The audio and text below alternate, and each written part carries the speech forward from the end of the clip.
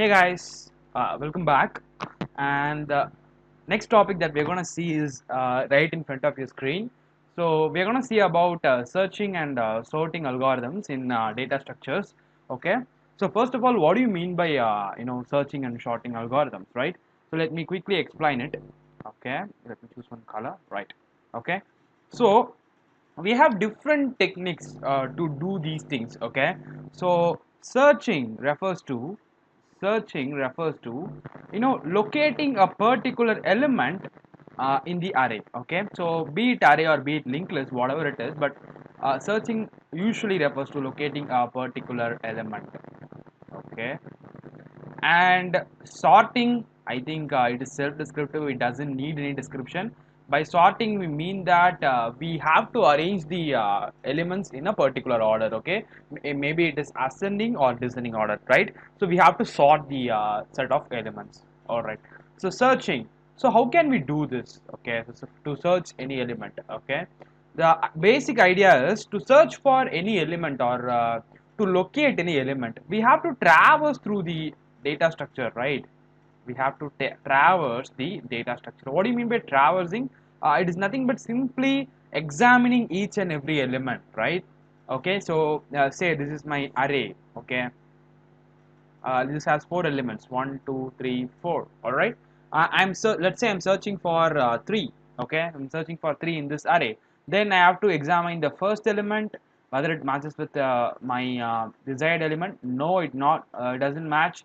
So I have to move on to the next element, and I have to move on to the next element. If a match is found, then I have to stop my process there and return the location of that element. All right, so this is the idea of searching, and this is not the only idea. Okay, traversing is not the only idea, but in most of the cases, in most of the algorithms, we have different types of algorithms, guys. In most of the algorithms will be traversing the data structure. All right, okay, super. So what are the searching algorithms that we are going to see in this course? We'll be seeing basically two main searching algorithms, guys. One is linear search, okay, and another one is binary search.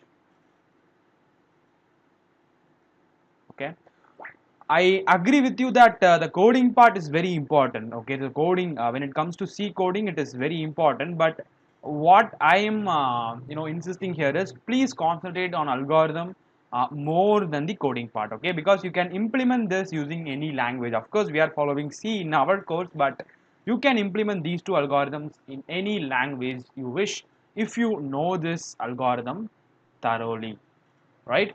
So that's the idea here. So please follow me, catch up with me, so that these are the searching algorithms that we're going to implement. Okay, and understand that first let us implement linear search and try to find what's the disadvantage there. Okay, and how it is getting rectified by the binary search.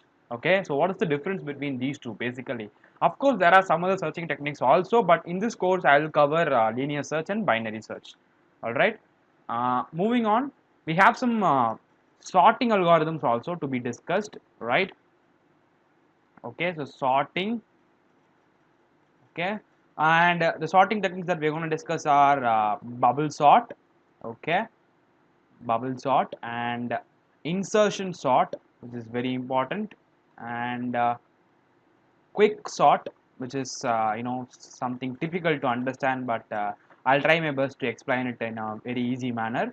And we have merge sort. Okay, we have Radix sort too. Let us see the algorithm alone for Radix sort, because we're not going to use that. In most of the cases, quick sort or insertion sort will be helpful, right? So Radix sort will see the algorithm alone. Okay, super. So these are the sorting techniques that we're gonna use. Okay, and using this technique, you can either you go for ascending order or descending order, right? Okay, ascending order or descending order. All right, super. So yeah, in our next lecture, let us see about linear search.